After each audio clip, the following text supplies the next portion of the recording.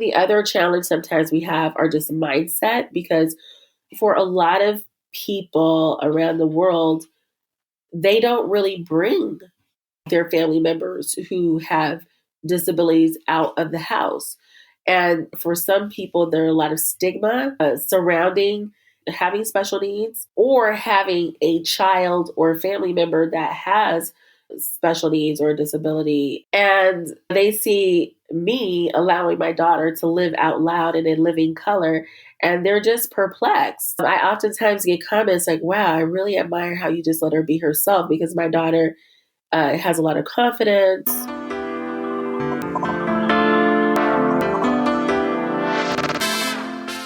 Hey everyone, welcome to Flourish in the Foreign, the award-winning podcast that celebrates, elevates, and affirms the voices and stories of Black women living and thriving abroad, while exploring living abroad as a pathway to wellness.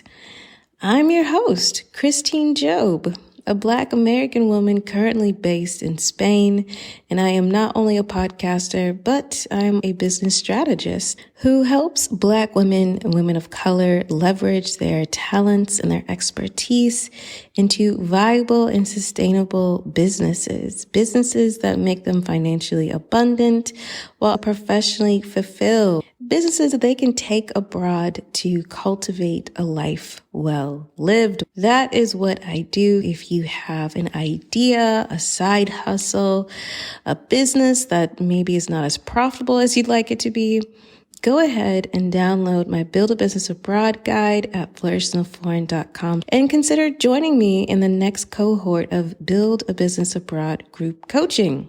This award-winning podcast is a labor of love, but labor. Nonetheless, I ask all of you to please support this here podcast if you like it, if you love it. You can buy me a coffee at buymeacoffee.com/flourishforeign. And of course, make sure you're subscribed to this podcast and you have written a review for this podcast on any of the platforms that you may be listening on. So be it Apple, Spotify, Google, or wherever, please rate the podcast 5 stars and leave me a review. And of course, please do continue sharing the podcast with your friends, your family, whomever. Please share this podcast with them, because that is how this podcast grows. All right. On to the next episode.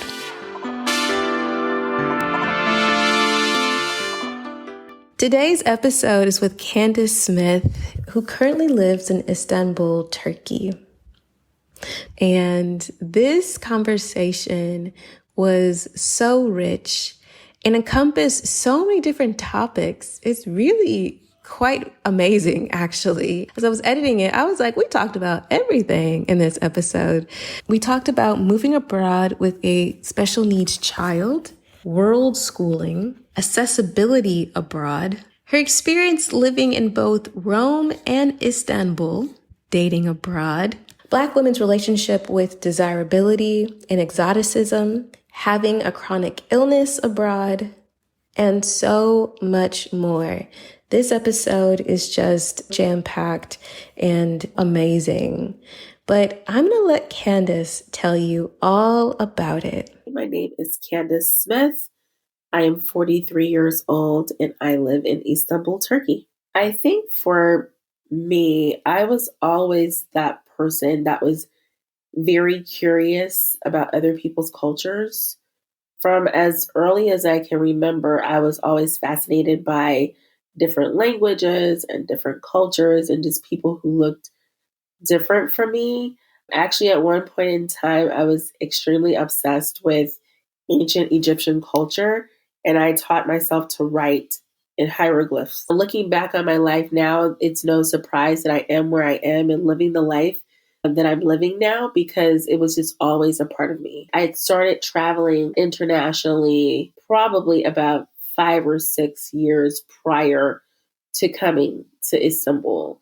And I had lived in Puerto Rico. I was married at the time, and my ex-husband's Puerto Rican, and he wanted to move back to the island. And I think that was really my first experience as a quote unquote expat, even though Puerto Rico is United States territory. It's still another country in and of itself. And I didn't know that that's what it was called, being an expat or immigrating or anything. All I knew, I was just following my then husband to his island country because that's where he wanted to be, and just experiencing that. And at that time, that was really kind of pre-Facebook. There wasn't a lot of information online about moving abroad. All of that was new. I don't even think YouTube really existed. And if it did, it probably was like in its very early phases. At any rate, fast forward to after I got divorced, I was really just trying to find myself. And a part of that was just getting my mind right. And I realized I needed to just get away from my environment so I can get a different perspective on life. And I went to Paris for the first time. And when I was in Paris, that was it for me. That was that defining moment that made me realize I could see myself living outside the United States. The US is not the center of the universe or has to be the center of all my experiences. And from that point, it just became a mission to get back on this side of the planet. Every time I would leave, I was like, oh my God, I just want to be back. I traveled to quite a few places. I went back to Paris. I ended up going to Spain, both Madrid and Barcelona. I went to Ghana, West Africa. I went to Germany. And then finally, I went back to Spain. This was my third trip to Spain. I went back to Barcelona to do a sabbatical. And I came back. And just so happened, my friend, we had planned a trip to go to Rome, Italy, probably about 6 weeks after my return from Spain. And in my mind, I was like, oh my God, do I really want to pack another suitcase? You know, this was her first time leaving the country. So she was like super excited. I was like, fine, let me just, get back in the travel spirit and go. And we landed in Rome, and it was like I fell in love. I was like, this is it. I turned to her. I think we were a day or two into our journey there in Rome. And I said, I'm moving here. And she's like, are you serious? I said, I'm dead serious. I'm out of here. We were only there for 10 days. But before I left, I'd already spoken to my Airbnb host about coming back and having a place to live. And that was solidified.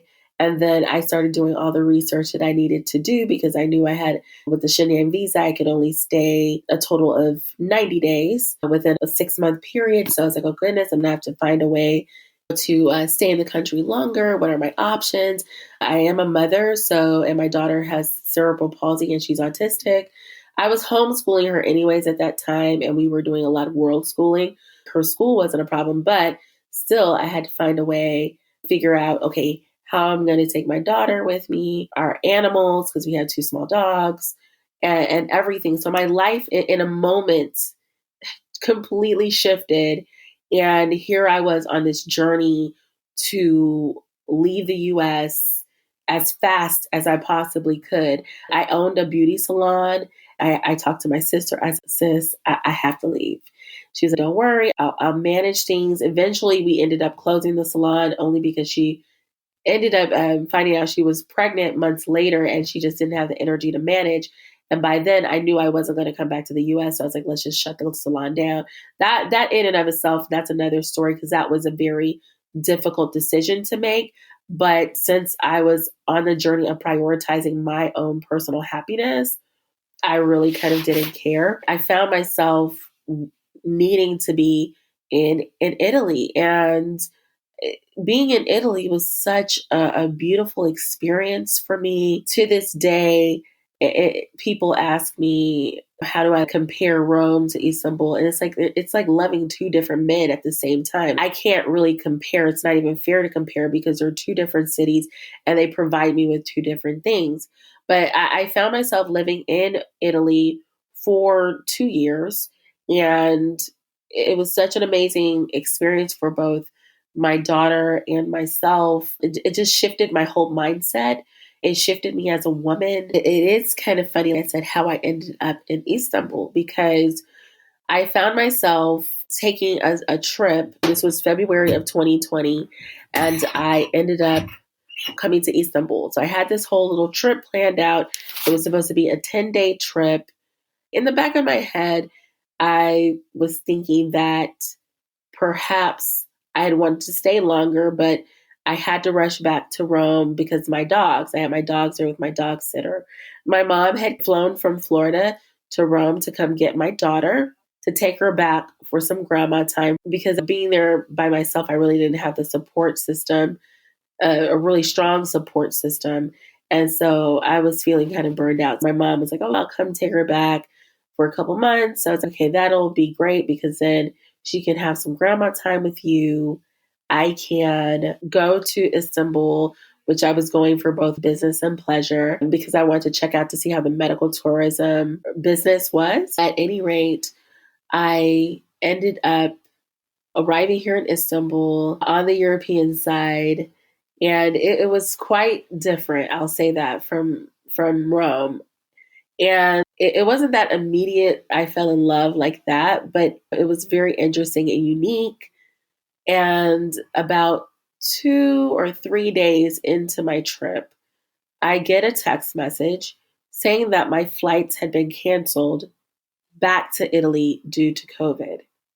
And this, of course, was right at that peak time when Italy was experiencing a spike in COVID cases, and the numbers were on the rise, and a lot of different countries were closing their borders to Italy.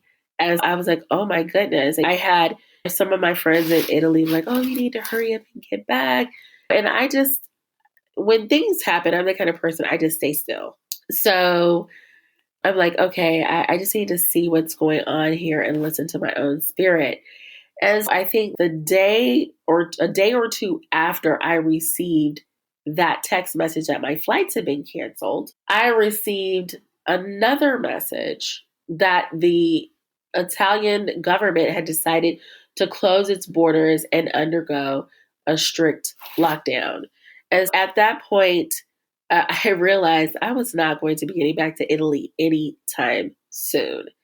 And during that time, there was about a 3 or 4 week period before Turkey went under lockdown. So I had a good month to this really kind of experience the city. And that's when I really kind of fell in love with the city. And I realized I could live here. Just so happened I had a meeting on the Asian side of Istanbul because, of course, Istanbul is the only city in the world to lie on two continents. It's divided by the Bosphorus.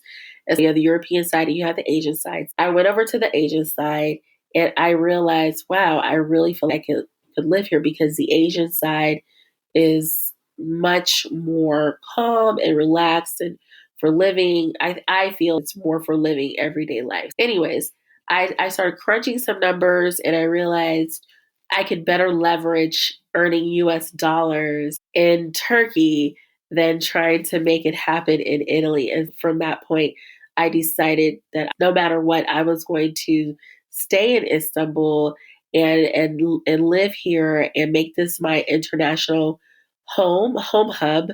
And that was pretty much it. I ended up purchasing an apartment here, an investment property here, and we've been here ever since. I asked Candice to describe to me what it has been like moving abroad with a special needs child. Wow, that is really a good question. I think one of the things that gave me the courage to leave with my daughter is because I was not that reliant on a lot of the services in the US to begin with. But as far as the logistics of moving with her, I was already homeschooling her. That's one. Traveling with her can be challenging. And I guess just the semantics of just traveling with someone with special needs. I think the good thing is that airlines really do provide really great service for people who have disabilities, who have special challenges. So just making sure that when we booked our tickets, I made sure that the airlines were aware of those things. And so I can really say the airlines always really provided really excellent service with that, from wheelchair service. And my daughter is mobile, she can walk, but in the airports, that can sometimes be challenging, especially if you have to walk from one terminal to another terminal and it's very long. The airlines really help out a lot with that. I normally fly at nighttime when she's sleeping. That makes it a lot easier too. And then I do utilize natural herbs, and I carry those with me in my bag to kind of keep her calm and things like that. I think for me, since I've exposed my daughter to so many different cultures over her life, she really ebbs and flows through different cultures very easily, and she speaks multiple languages. It wasn't really too difficult. My main concerns when it came to relocating and finding an apartment, it really had to be an apartment that had an elevator, making sure that there were certain amenities in the neighborhoods so that, she could kind of maneuver and get around and have at least a little bit of autonomy when it came to living her life. Facebook has been a really great resource for me. I can easily connect with other moms and other people who have children with special needs. And that's usually what I have done. I'll just put a request out there. Hey, are there any other moms in the area who have children with special needs or special life challenges? Would you all like to meet up? What are the resources? And I've really been able to find that usually. Now, here in Istanbul, since I consider this my home now, I find myself in a place of being the connector or the event organizer. I am putting together some things for people, teens and young adults with special life challenges and disabilities here, just because I feel like that's in general a neglected part of the population. And so when it comes to socialization, which has been really tough for all of us during COVID and what we're all dealing with, even more so with people who are autistic, have cerebral palsy, they've had their schedules interrupted. I'm actually putting together some activities, but usually some of the things that I do in general to prepare my daughter for international travel and to move is we just start, and especially with autism, because you have to prepare them in advance and just talk about it multiple times when you're getting ready to make a tremendous change. I'll start telling her about it in advance. We'll start looking at videos. We'll start experimenting with the foods. We'll start talking about the culture. We'll go on YouTube and look at the videos. And that's how I start mentally preparing my daughter for the change. And that way, when we actually get there, she's okay with it and she's more acclimated. Because like I said, changing schedules, changing environments, any sort of change at all is very challenging for people with autism. But I hope that I can serve as an example of not limiting yourself and your international experience simply because you have a child with special needs. Because I know a lot of people are scared. They don't even want to leave their city because they have a child with special life challenges. Just thinking, now that you asked the question and I'm thinking about the different challenges that sometimes we have, some of the challenges we do have, especially in Europe, as you likely know, a lot of the buildings are old. And a lot of times when we go places, the bathrooms are either upstairs or downstairs. And I find that a lot of buildings and businesses are not compliant for people with special needs, not the way that they legally have to be compliant in the States. That can sometimes be challenging. And we had one situation where my daughter almost fell because of how the stairs were. What she and I have started doing now, especially here in Istanbul, we started making a list. We have a running list of cafes and restaurants and really cool places that are friendly as far as the layout of the restaurant cafe is concerned. That is very friendly for people who might have impediments, is walking, or they may be in wheelchairs. I think the other challenge sometimes we have are just mindset, because for a lot of people around the world, they don't really bring their family members who have disabilities out of the house. And for some people, there are a lot of stigma surrounding having special needs or having a child or family member that has special needs or disability. And they see me allowing my daughter to live out loud and in living color, and they're just perplexed. I oftentimes get comments like, wow, I really admire how you just let her be herself, because my daughter has a lot of confidence. She has a really big personality. She's a total sweetheart, but she has a really big personality. And anybody who's seen pictures of her on Instagram, they know that she loves like Japanese anime, and she loves dressing in the Harajuku style, or the anime fashion. She loves that. So I allow her to express herself in that way. And just on top of us usually being different for the environment by being Black, which you're going to get stared at anyways in this environment, it's doubly so because she dresses that way and she has a disability. But luckily for her, her confidence is so high, it's never shaken. And she really loves how people always want to come up and take pictures with her, which is funny. And children absolutely love her because I think they think she's a big old baby doll or something, like a living baby doll. They love to run up to her and take pictures with her because she dresses very colorfully and she's always smiling and waving at the children. But I think mindset wise, as far as what she adds to the environment wherever we are internationally, is just, I think she adds the possibility of what can be, because a lot of people are surprised at her intellect. They're surprised that she has an opinion on what happens in the world. And they're surprised at how knowledgeable she is about what is going on in the world, as well as how quickly she's able to grasp languages and just kind of blend into cultures. I think it's quite interesting. And my parenting journey is obviously unique in that sense. But again, it's something that I don't consider to be an impediment to my being a global citizen and us experiencing the world together.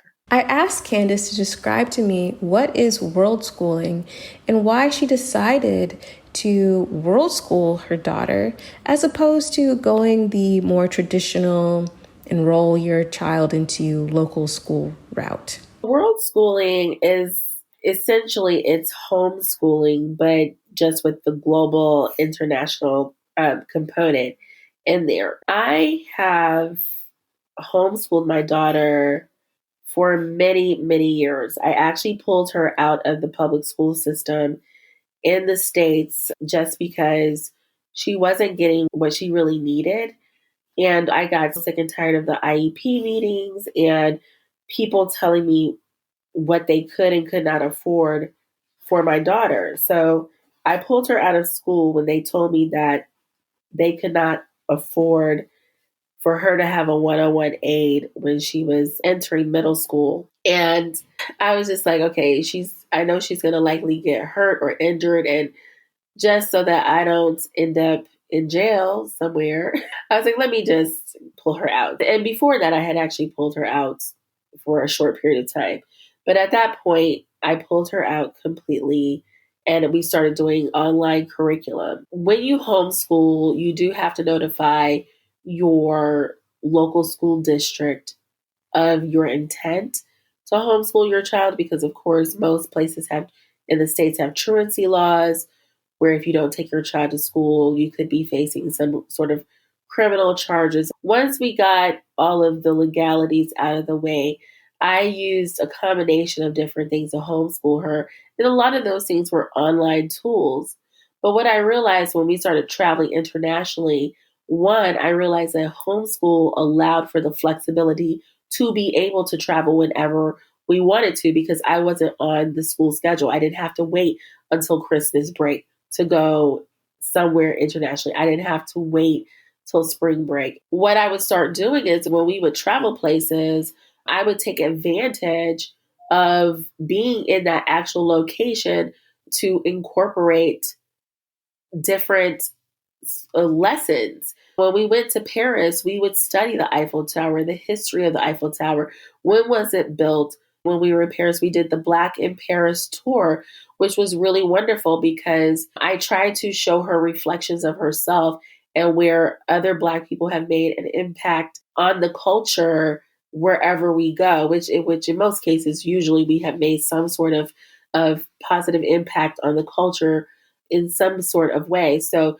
we did the Black in Paris tour, and that was very interesting, learning about Afro-American history in particular, Josephine Baker. And I found that wherever we go, we can always do really cool, interesting school lessons and incorporate that into the learning. I mean, it's one thing to read about the Pantheon, but it's another thing to see it in person, touch it, to walk inside of it. And I oftentimes what I will do is I'll ask my daughter, our Mondays are usually our planning day where we kind of set the pace and the momentum for the week.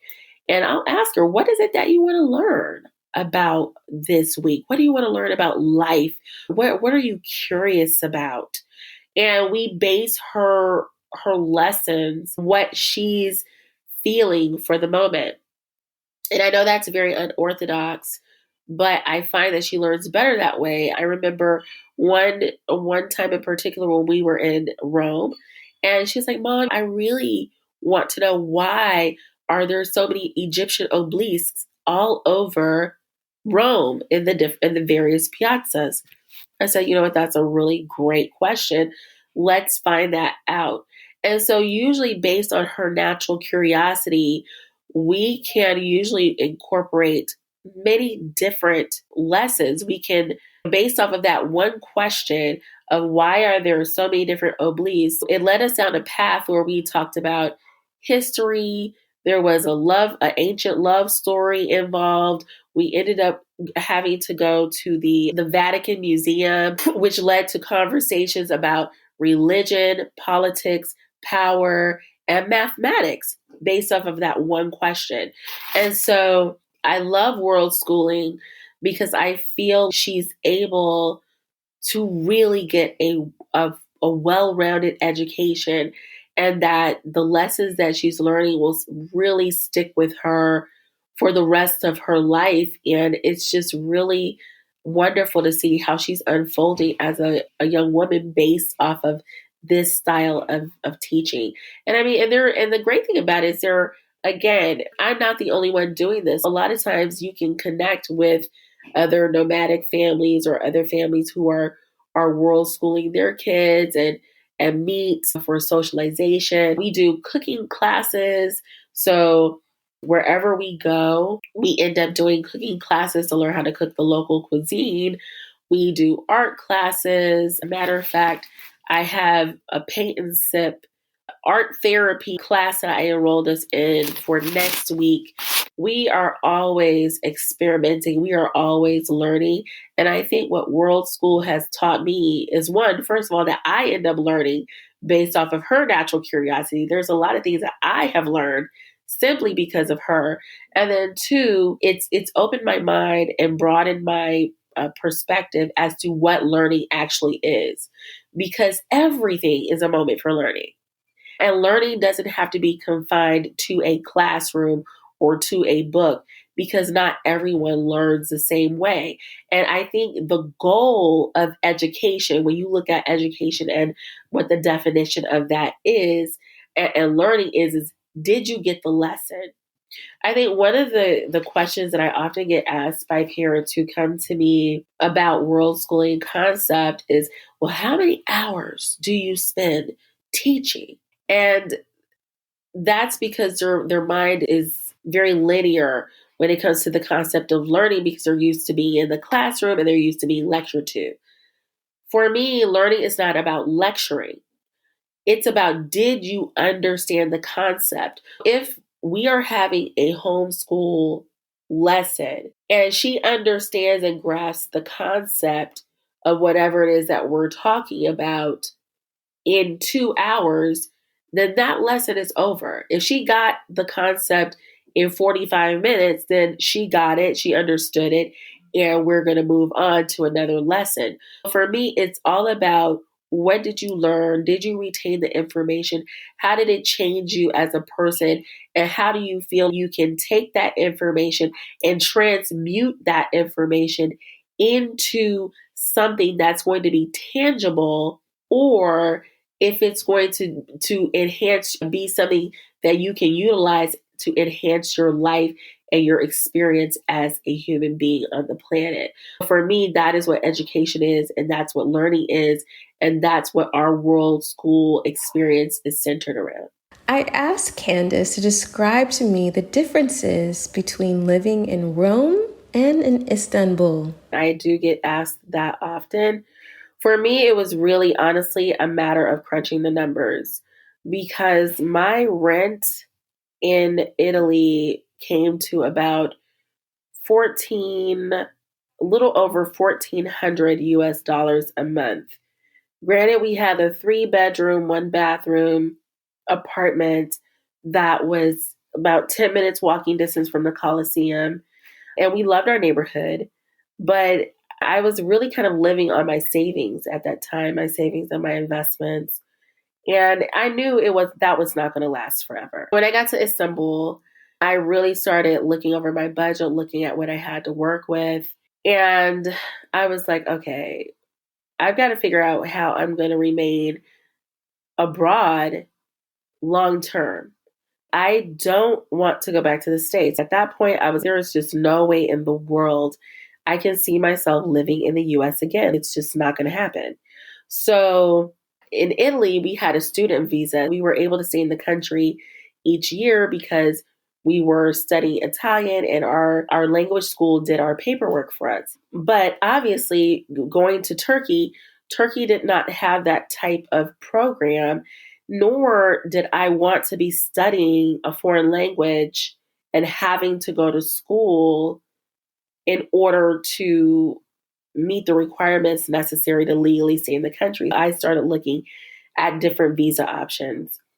And I realized, I was, wow, okay, if I purchase property here, I can get residency here. I just started doing the necessary research, and I realized that it would be financially advantageous of me to purchase a small flat here, or apartment here in Istanbul, and then put my mom and my daughter on the title deed along with myself. And that would allow us to have permanent residency, because here in Turkey, the law for foreigners states that if you are a foreigner and you own immovable property in Turkey, then you have what's called right of stay, and they have to issue you a permanent residency. It was really kind of like killing many birds with one stone kind of thing. By purchasing a property here, we were able to get our long-term visas. We don't have to worry about that every year. We were able to have a place to actually live and not pay rent. And we've been living in this property while we renovate it so that we can eventually rent it out. And then, of course, the rental income that we're going to receive from this property will allow us to offset the cost of living in another apartment and allowing us to live here in Turkey virtually rent free. It was just really, I felt like, the smartest decision to make for us. And as far as the process is a little different from purchasing a home in the States. For one, it's a lot more difficult to get a loan and get financing. So we had to end up paying cash or on this end, we ended up having to pay cash for our home here. If you go through the owner, when you decide, okay, I want this property, what you then do is you have to give your deposit directly to the owner. There is no third party escrow here. That's a little scary. But I mean, there are things that you can put in place, having them to sign an agreement form. When I did my real estate deal, I did not go through a real estate agent. I actually it was a buy owner type of deal, and I hired a reputable real estate attorney to help me with the real estate transaction.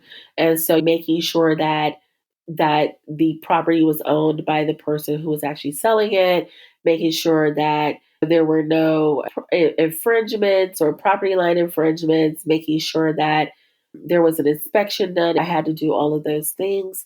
Luckily, in Turkey, Turkey does require that all foreigners have to have their property inspected by a state certified inspector prior to the closing of the property. That was also nice to know that there was that little cushion. The only little glitch that ended up happening in the end of is after we ended up closing, the owners let the previous owners let me know that they needed an additional 2 weeks in order to move out. And I was like, okay, y'all should have communicated this to me beforehand because then we could have made the appropriate arrangements. I was really, really upset about that. And we ended up working it out amicably. They said that that was a cultural nuance, that a lot of people here in Turkey will allow the previous owners to kind of stay and have some additional time to move out. But I told them that that's a specific cultural nuance and that they should not have expected for someone that's not Turkish to know that. And that next time there needs to be a certain level of communication. But like I said, it ended up working out at the end. But I'm very happy, like I said, with our property. It's going to be great for the purpose for which we purchased it. And it's allowed all of us to get residency. Matter of fact, my mom just got her residency issued to her last month. So it's been really great. And I think buying property in Turkey is an absolute great idea. I know a lot of times Turkey gets a very bad rap, especially in the States from the negative media. But I find Turkey very wonderful. If you're earning US dollars, you can really leverage making US dollars to get ahead financially. It's just a beautiful country. There's such diverse terrain, beautiful beaches, and the people are quite friendly and welcoming. So generally speaking, we've had a very pleasant experience being property owners here in Turkey.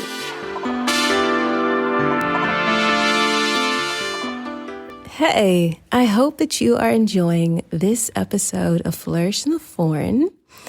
And if this episode has got you seriously thinking about your move abroad journey and perhaps how you may need some extra help and support, then please consider joining the Move Abroad with Intention course. Be sure to be signed up for the Flourish in the Foreign newsletter, which you can do at flourishintheforeign.com. And keep an eye out in your emails for when doors open. Now, the Move Abroad with Intention course is currently a 5-week live course. What does that mean? It means that there is 5 weeks of pre-recorded material, but every week for 5 weeks, there is about an hour of live discussion, just you and me and the rest of the cohort talking about the material from the week, but also about anything and everything about moving abroad, living abroad, and thriving abroad. If you're looking for an opportunity to chat with me and have me kind of go over your game plan to moving abroad, this is the course for you. I no longer do one-on-one consultations, so this is your opportunity. And just to let you know, this course will not always be a live course, meaning there will not always be a live component where you'll be chatting with me. If that's important to you, you'll definitely want to be sure to sign up for this cohort of Move Abroad with Intention. All right. All information about the course you can find in the description of this episode. And of course, on the website, flourishintheforeign.com. Okay. Let's continue the show.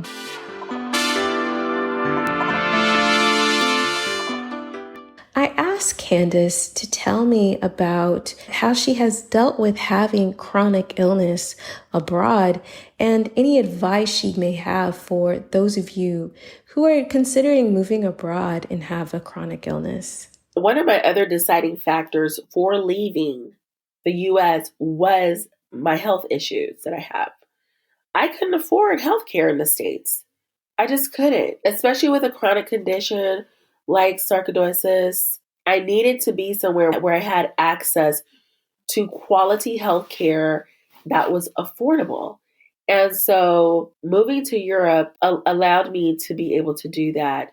When I did originally get treatment, I actually flew to Germany to see a preliminary specialist there, which is where I was able to get my diagnosis, where I was able to get certain treatments. And I think everything cost $200. That was just for the actual appointments and x-rays and medication. I mean, then if you throw in the hotel fare and the plane fare, it still came up to be virtually nothing in comparison to what I would have paid if I would have paid cash in the States. Some of the things that I look for when I'm abroad are those things like, where are the best hospitals, doctors, specialists? Are there any barriers or hoops that I would have to go through in order to see a specialist? What are my private insurance options versus public healthcare system options? Here in Turkey, I've decided that I am going to get private health insurance, even though as a resident, I qualify for the public healthcare system that they have here, which is virtually free. But things are affordable here that I feel like I can get private health insurance at a decent cost. I think the quote that I received, it's like $600 for the entire year. And that is extremely economical because when I was in the States, I was paying close to $700 a month for our health insurance. And I actually had to end up dropping it because I got to a spot where I just couldn't afford it anymore. So I think that considering your healthcare concerns over the long term, you need that's something that you should factor in if you're considering moving abroad, and just kind of pinpointing where it is that you can get quality healthcare, because there are countries, I'll put it like this, there are countries who offer quality healthcare, but it's not affordable or accessible. You have some countries that offer accessible healthcare, but it's not quality. Like, you just don't know what you're going to get. Case in point, when I was living in Puerto Rico, I was scared. I didn't want to get sick there, like seriously sick there, because it's just hit or miss with a lot of the medical care there. But here in Turkey, they have quite good health care in place. There's some really great doctors here and hospitals here. And so I feel really good in general that I can get really quality health care, and it's very, very affordable for me. I asked Candice the question that is always anticipated, which is, what has dating abroad been like for you? Yes, that's a hot question. I think in general, when I compare dating in the States to dating abroad, I will definitely hands down say dating abroad is much better. First of all, I just get asked out on way more dates, which is nice. And I think in general, it's been a great experience. Most of my dating experience abroad has been in Italy and Turkey. And I can definitely speak from that perspective. I found Italian men to be very charming. Italian men understand women, and they understand how women want to be treated. I found that Italian men will just go above and beyond and take you on these amazing dates, and a great deal of chivalry. I think in the States, I hear a lot of women complain about different things, and they don't realize it's a cultural issue. And the way that you want to be treated in your mind's eye or in your fantasy in the States, that's the way you will be treated in general, especially in Italy. And again, I think just being a foreigner, and especially being a Black woman, you're highly visible. You're going to get a lot more men that are interested in you. And dating, after all, is a numbers game. The odds are definitely in your favor, whereas in the States, the odds are definitely not in your favor. Here in Turkey, I have to say too, similar. It's kind of funny because everywhere I go, people will complain about men. But again, in general, I've had great dates here in Turkey, and I've had 2 serious relationships since I've been here, which they didn't work out. But I can say that overall, my general treatment has been good versus not getting any attention or very little attention in the States. And so I feel like that certain level of hopelessness is not there. And because I feel like because I don't feel desperate, I don't have to settle for any sort of behavior that I find displeasing. I'm just like, okay, you buy because I can get another one of you in a heartbeat. So it's all good. I would prefer to date over here than to date in the States. There's just no way in the world. And also, I think one thing that I've learned dating in various cultures, because I've dated in Barcelona, I've dated in France and Germany, and here, I feel dating Turkish men is more in alignment with my personal values as a woman, because this is a more marriage minded culture.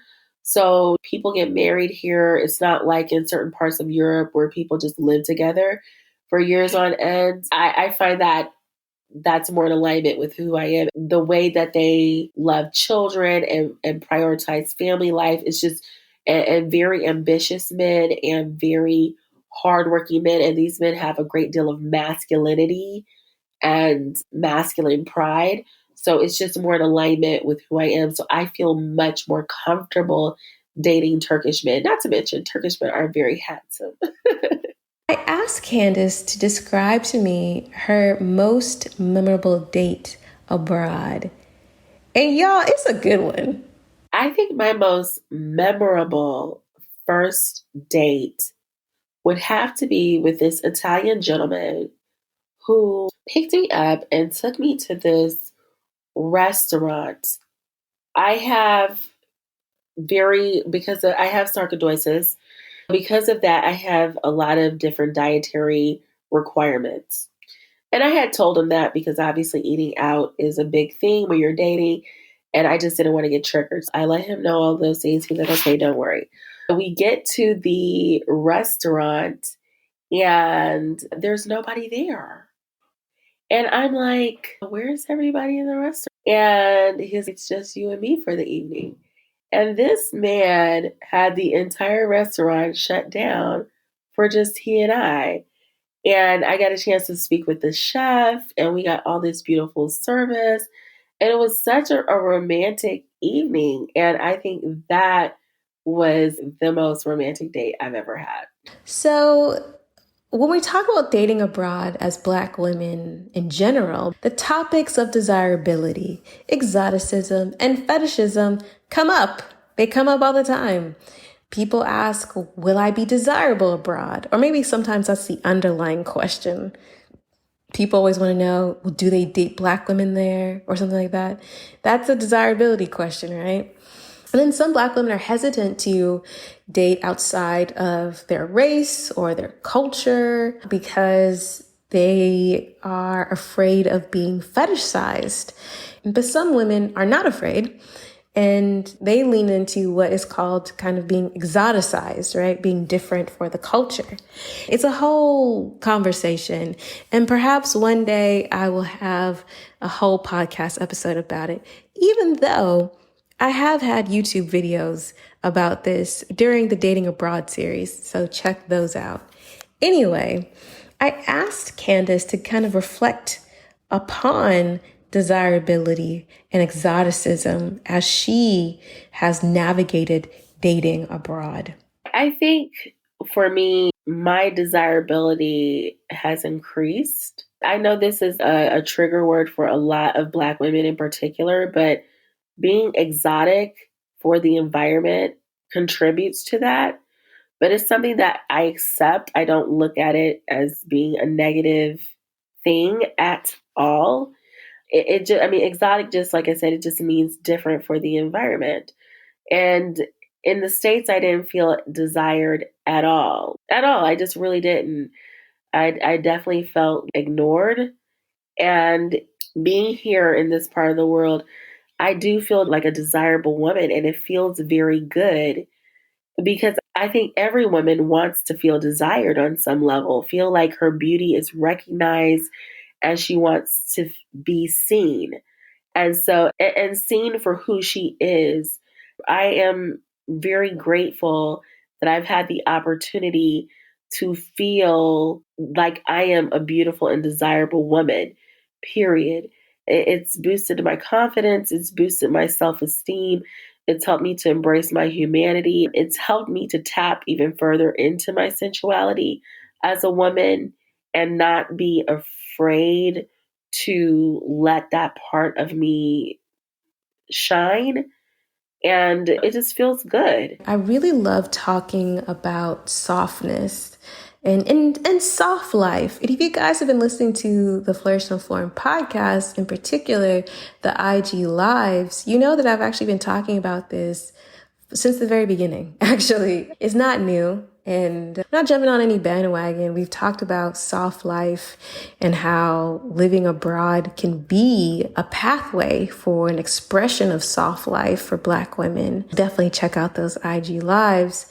But I'm always very fascinated to talk about this kind of topic. During our conversation, I asked Candice how her concept of femininity has evolved or changed by living abroad. Maybe even her concept of womanhood.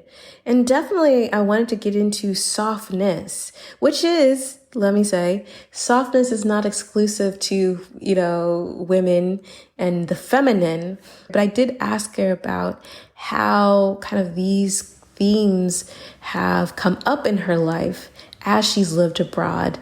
And maybe if she has any thoughts about how her concept of these topics have evolved through her time abroad. Absolutely. And I do. I think I've always been on a femininity journey.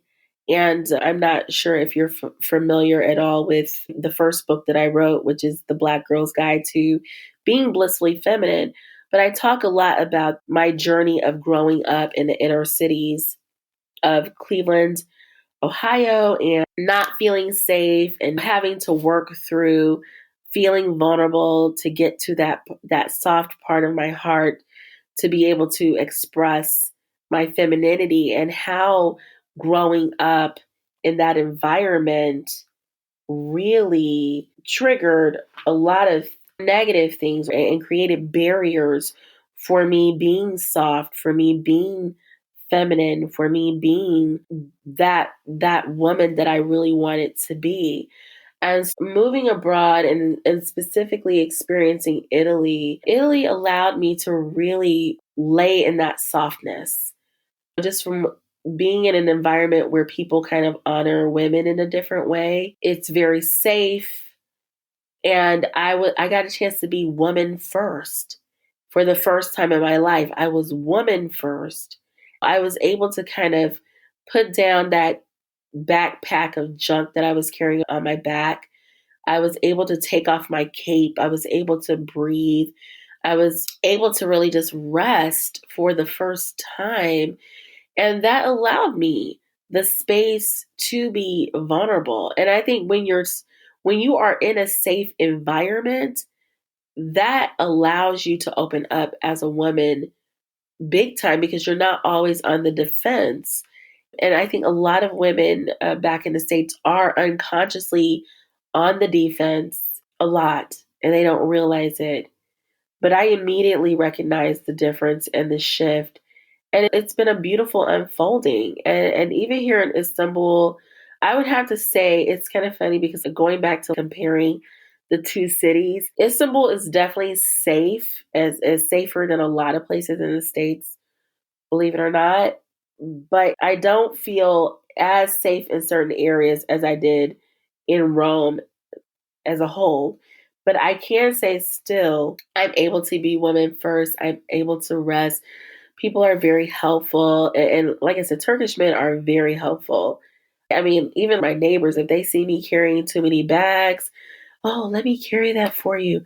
Or, oh, let me do this for you. Or it's just a part of the culture that makes you hyper aware that you're a woman, that you're cared for. And I know maybe for some women that is offensive, but for me, it's absolutely not offensive. I appreciate the help. I welcome that energy, and I welcome any opportunity that comes where I don't always have to be my own man, and I can just be soft and open.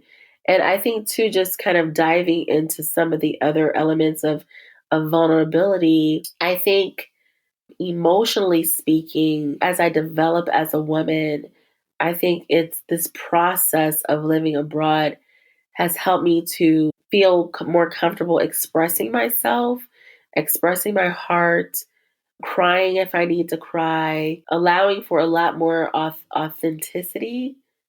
And if I'm not okay, I'm not okay. Reaching out for help when I need it. That can feel scary, but I think when you reach that place, it feels very comforting. And so I've gotten a lot more comfortable with myself and being vulnerable. And that's a place that if you would have asked me, would I have felt that level of comfort 20 years ago? No, definitely not. But now I welcome all of that. And it's just helped me to further appreciate being a woman, and I think further appreciate what this international journey has truly done for me. I asked Candice to share with all of you some of her dating abroad advice. I would say just recognize when you're triggered. That's the biggest thing. Be aware of everything. Journal down when you are triggered. Learn to unfold. I think in Western culture, and especially in the States, and especially if you grew up in environments like myself, or if you're a survivor of sexual abuse or sexual assault, you might have the belief that men are not safe, that men are going to take advantage of you. And unfold, don't think that every time a man is nice to you abroad, that it's just there's some pretense behind it. I mean, sometimes it is, but what I have found oftentimes it's not. It's oftentimes it's quite genuine.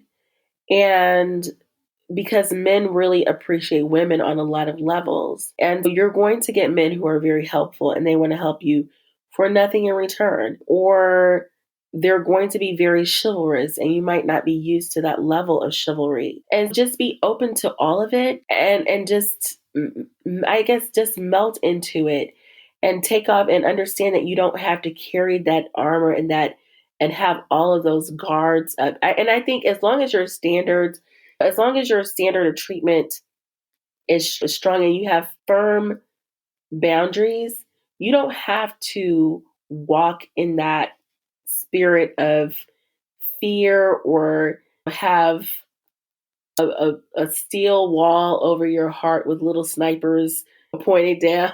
You don't have to do that. You can have that confidence that you have the intuition enough to know when you're in a situation that's not going to be good for you and you can just cut it off and walk away.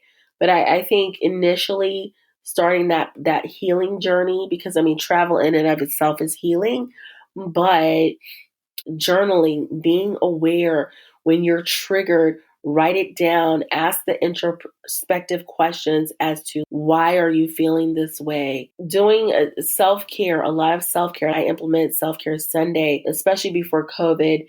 My daughter and I, we would go to the Roman bathhouses there in Italy. I do yoni steaming too. If you're not familiar with that, look that up.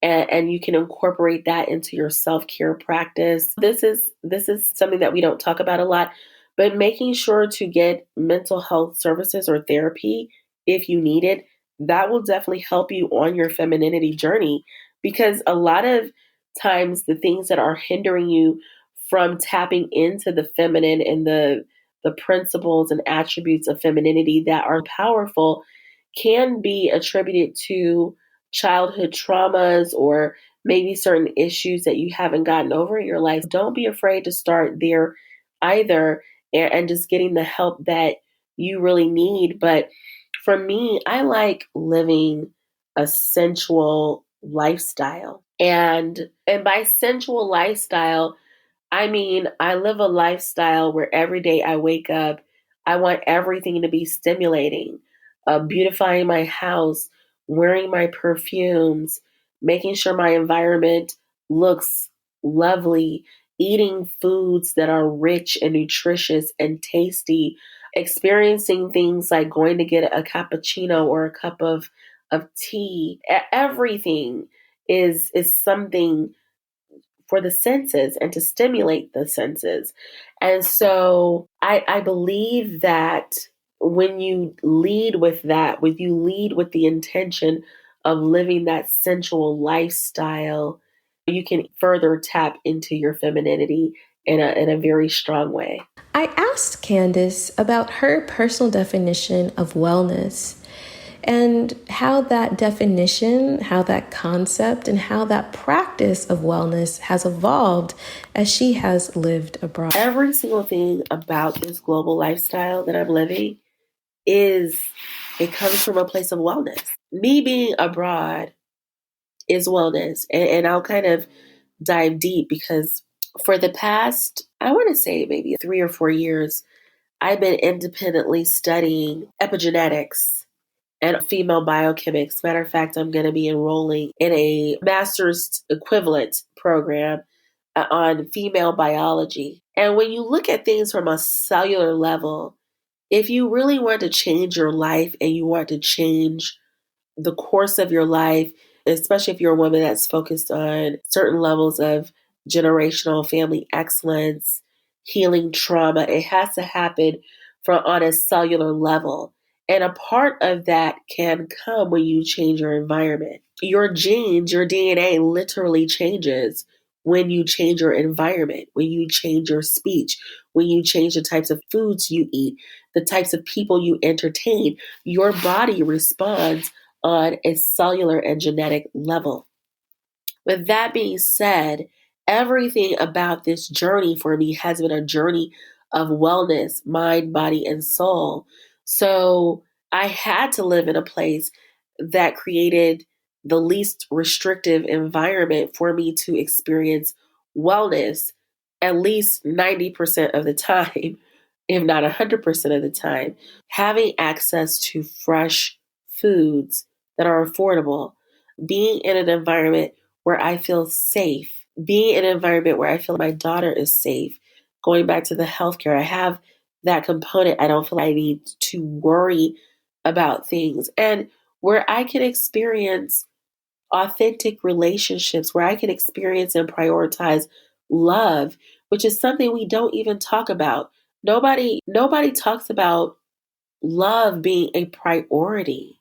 Love is absolutely a priority, and it's something that we should all seek to experience in our lives. Having the space and the time and the energy to nurture all of my relationships, that is all part of my wellness. Being able to pamper myself and go to the hammams and be able to afford the skincare treatments that I'm able to afford to look my best and feel my best have all been important. And all of those things are really central to my making the decision that I made to live abroad and to live in Turkey, because I can just better leverage my talents, my energy, my time, my resources to live that lifestyle here.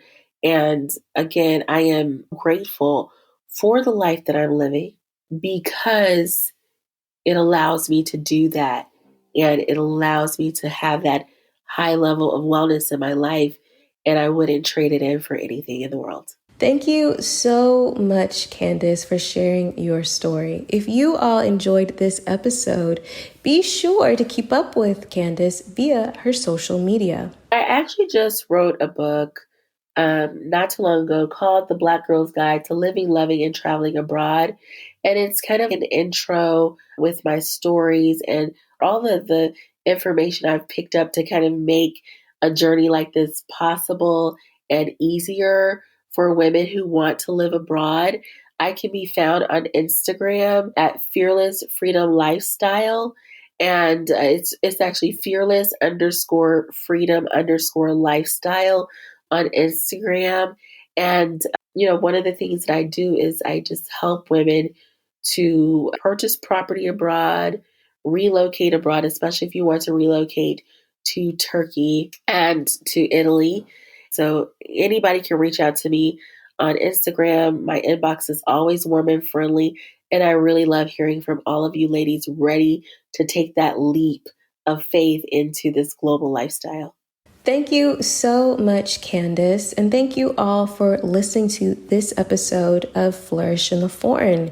If you'd like to learn more about Candice, you can by visiting her show notes page on the Flourish in the Foreign website, flourishintheforeign.com. And if you'd like to support this podcast, please feel free to buy me a coffee at buymeacoffee.com/flourishforeign. If you are inspired to take that leap abroad and you don't know where to start, I invite you to grab the Moving Abroad with Intention guide that is now available for purchase.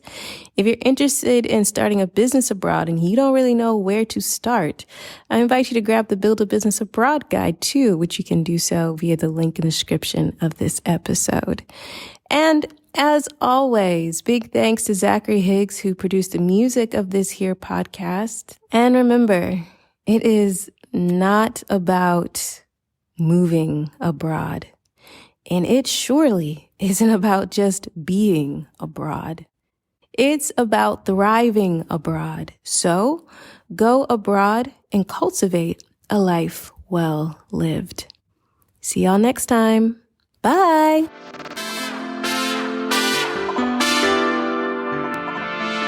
On the next episode of Flourish in the Foreign. I almost feel like making adult friendships abroad is actually easier than making adult friendships back in the U.S. or maybe even any home country, wherever you're from. And I think everybody abroad understands like that you're there by yourself. Even if you have a husband and children, most people don't have their mother, their father, their brothers, their sisters, their cousins and stuff like that. They're like, even if they do have people. And then a lot of us were there just us. And it's very transient. People are used to people coming and going. There's an ease of just saying, oh, I don't know you that well, but come over and have a drink. Come over, eat dinner with us. Come out with us going here. And that just was really just so fulfilling.